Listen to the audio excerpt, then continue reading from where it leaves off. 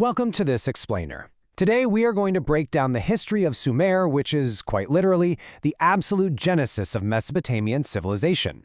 Now, we aren't just going to list off a bunch of old dates and dusty artifacts here. Instead, we're going to build your understanding piece by piece, layer by layer, to see exactly how the world's very first cities actually came to be. To do this, we'll progress through 6 specific stages. First, we'll remember the timeline and terms. Then, understand the geography.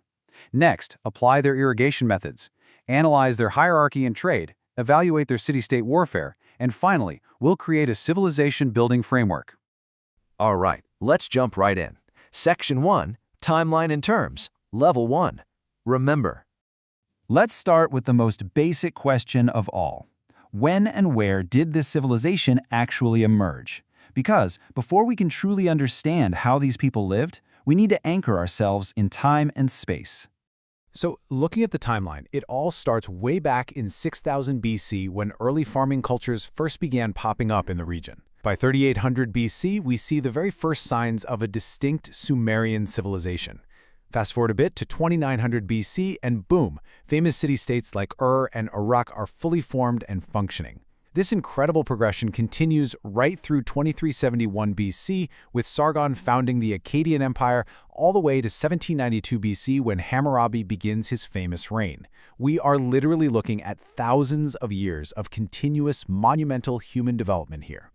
Now, what's super fascinating is the literal definition of the region. Mesopotamia translates directly to the land between two rivers. The southern part of this wide valley was called Sumer, and this is exactly where the world's very first cities grew. You know, they didn't just appear out of nowhere. They sprang up right here, wedged perfectly between these massive life-giving waterways. Their geography absolutely dictated their destiny. Which brings us to Section 2, Geography and Environment. Level 2, Understand. To really comprehend Sumer, we have to ask how those specific rivers dictated their entire way of life. The environment wasn't just some pretty background scenery, it was the main character in the story of their survival. The crucial takeaway here is the intense duality of this environment. It was a total double-edged sword. On one hand, you have the Tigris and Euphrates rivers flowing down from the northern mountains, depositing this incredibly rich alluvial soil called silt right onto the land. This was basically the magic ingredient that helped Sumerian farms grow so incredibly well. But, on the other hand, these rivers flooded in a completely irregular and unpredictable way. So, they were a source of absolute life, sure, but in the blink of an eye, they could be a source of sudden, catastrophic destruction. Moving up our cognitive ladder to Section 3, Irrigation and Floods. Level 3, Apply. So, put yourself in their shoes for a second. They faced a terrifying real-world scenario. You've got devastating, unpredictable floods wiping things out on one hand and blistering hot, dry summers threatening to scorch your crops on the other. How do you actually survive that? Well, they didn't just accept their fate, they engineered their way out of it, which was a massive technological leap for humanity.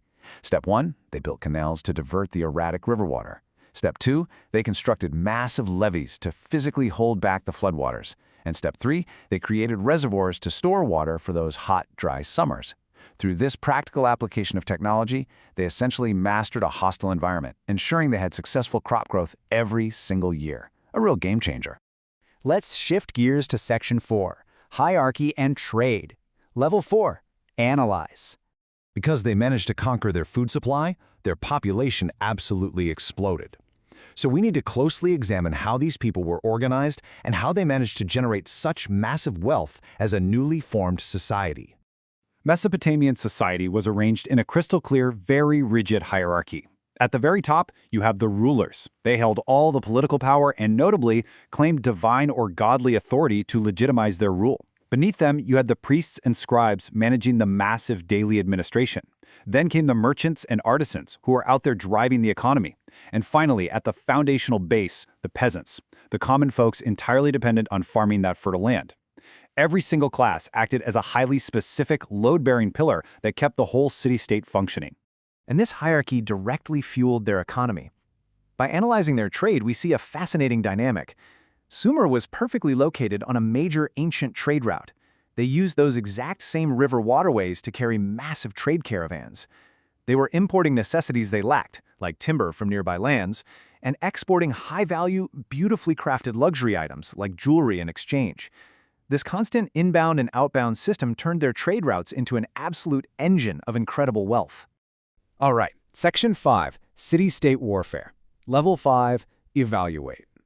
This brings us to a really juicy evaluative question. Think about this. All Sumerians spoke the exact same language. They worshipped the exact same gods. They followed the same lifestyles and shared the exact same culture. So, why didn't they unite? Despite their heavily shared identity, we really have to judge their political structure as deeply fractured. Unlike Egypt, which unified early on, Sumer never actually became one single country. Each city, like or Uruk, was its own completely independent city-state. And because they were independent, they were constantly competing for the exact same river resources and trade routes.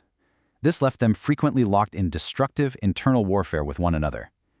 Ultimately, this lack of unity was their greatest geopolitical flaw. Finally, Section 6, Civilization Framework. Level 6, Create. Let's pull all of this together. Let's extract all this historical data, the geography, the irrigation, the society, the trade, and see if we can propose a universal framework for human advancement based entirely on the Sumerian model. If you wanted to build a civilization from scratch today, here is your definitive 4-step Sumerian playbook.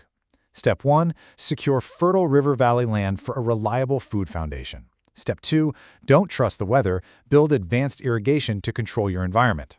Step 3, establish trade routes to import what you need and export your luxuries for wealth. And Step 4, form a clearly structured societal hierarchy to actually manage your booming population. Follow those rules, and you literally have the genesis of a city. As you reflect on the cognitive journey of this explainer, from basic dates all the way up to synthesizing a civilization blueprint, I want to leave you with one final provocative thought. The Sumerians invented cities, writing, and complex trade, all while constantly fighting each other in these independent city-states.